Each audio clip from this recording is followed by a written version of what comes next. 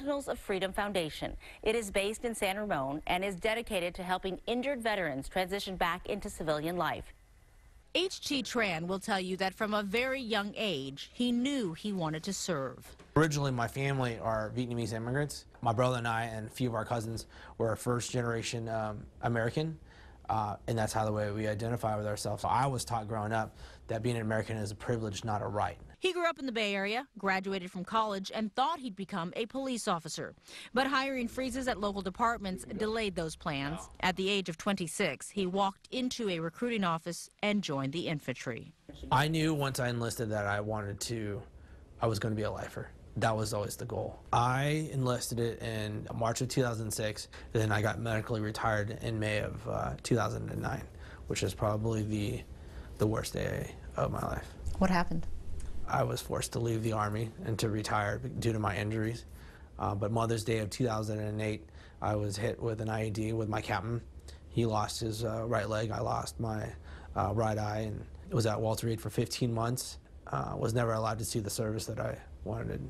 Trying to figure out what that next purpose was really took me for a spin. I didn't plan for that. At Walter Reed, H.T. was introduced to the Sentinels of Freedom Foundation. The group helps severely injured post-9/11 veterans transition back into civilian life. Mike Conklin is the CEO. So we have to take time to recognize their commitment, their sacrifice. The foundation started in San Ramon back in 1998.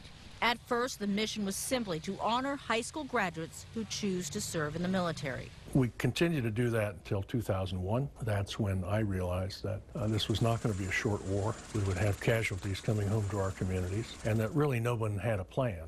So a group of business leaders asked Conklin, the father of 3 Army Rangers, to come up with one. And then when we had our first casualty from Danville, California, Jake Brown, we knew what to do. And we walked at his side for 4 years till he graduated and got a job. Well, he became the model for roughly 300 across the nation. Hundreds of injured veterans who have had the foundation by their side, guiding them and helping them find a new path. We have amputees, of course, burn, blind. We're unique because we stay in a very tight swim lane, education and career.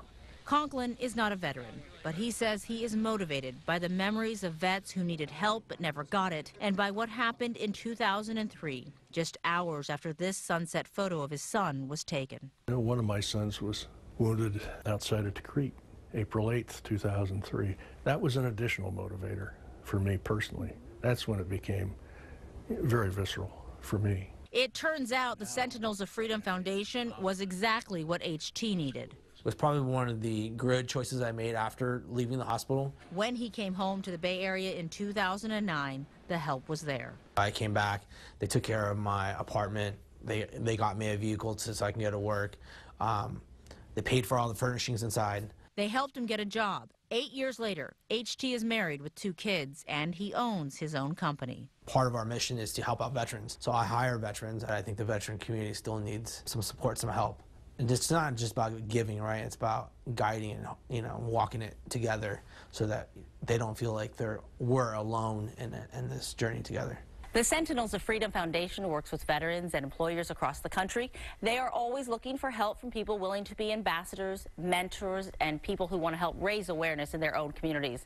And of course, the effort to raise money for scholarships for these injured vets is ongoing. And